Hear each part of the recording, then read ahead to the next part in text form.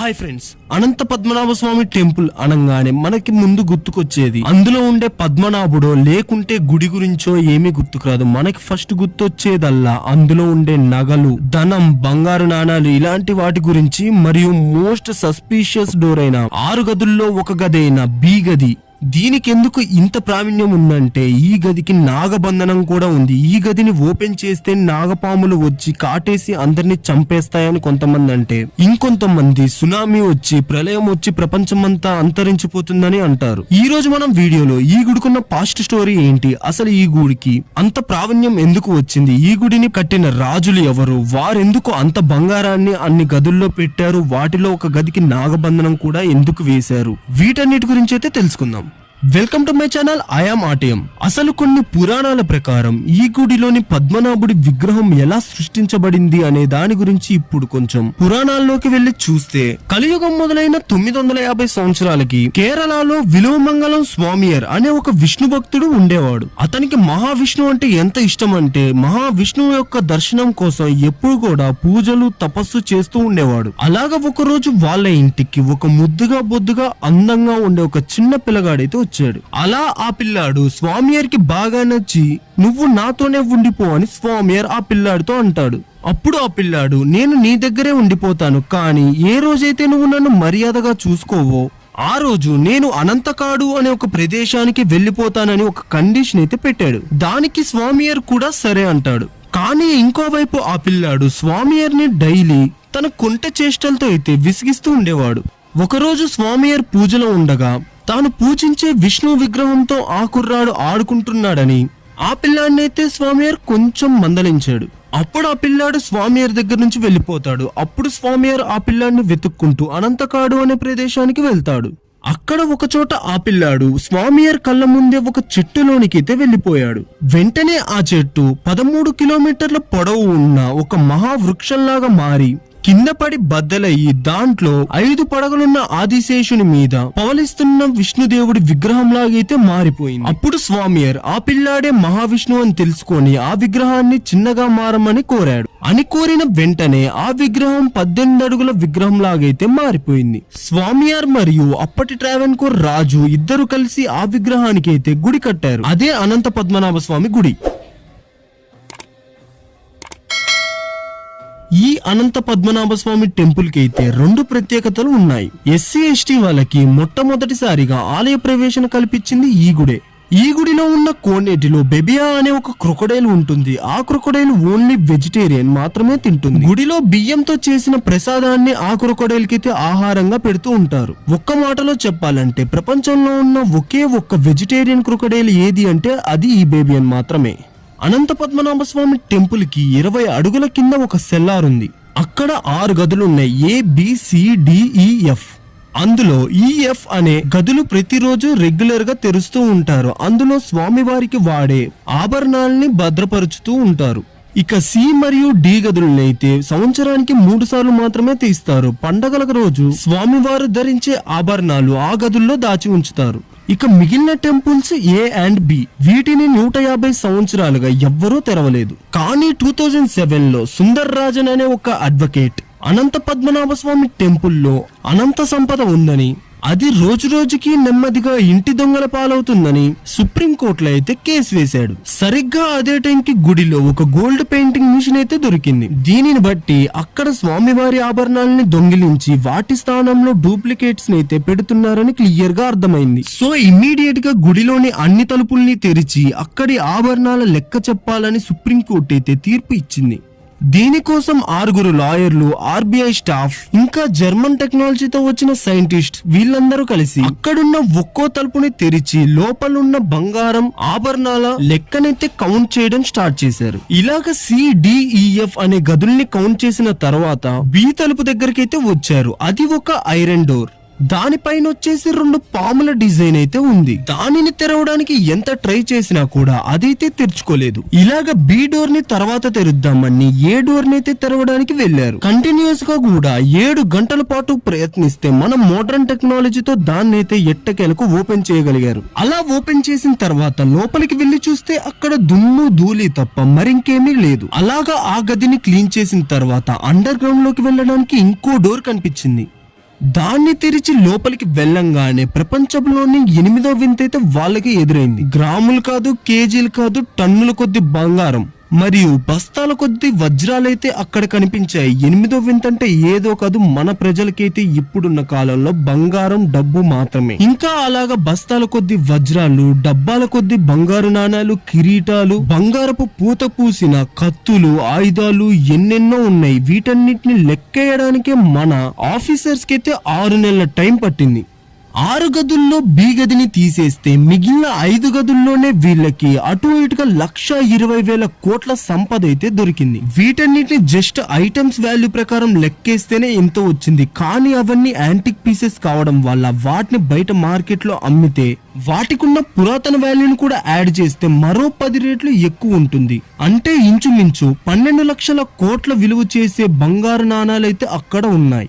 అక్కడుండే ఒక్కొక్క బంగారపు నాణం యొక్క విలువే 2.5 కోట్ల రూపాయలు ఉంటుందంట. ఇప్పటి వరకు మన దేశంలో టాప్ రిచెస్ట్ టెంపుల్స్ లో ఫస్ట్ పొజిషన్ లో ఉంది మన ఆంధ్రప్రదేశ్ లోని తిరుపతిలోని శ్రీ వెంకటేశ్వర స్వామి ఆలయం.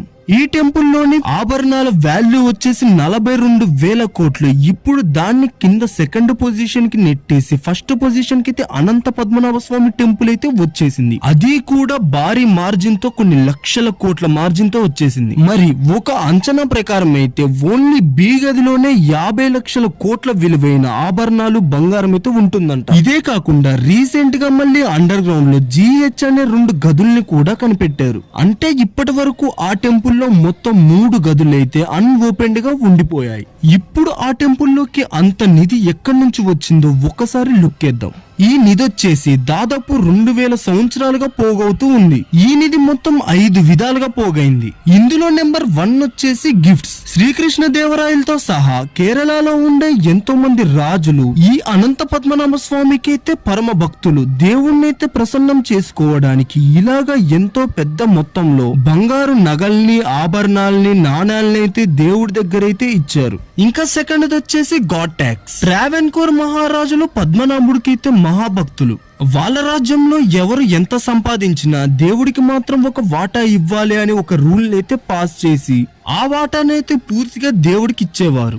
ఇంకా నెంబర్ 3 వచ్చేసి ఇన్వేషన్. అంటే రాజ్యాలను ఆక్రమించుకొని అక్కడ ఆభరణాలు, నగలు, బంగారు నాణాలు మరియు ఎంతో విలువైన వజ్ర వైడూర్యాలను తీసుకొచ్చి మన రాజ్యంలో వేసుకోవడం. అలాగా తీసుకువచ్చిన ఆ సంపదంతా కూడా దేవుడికి అంకితమిచ్చారు.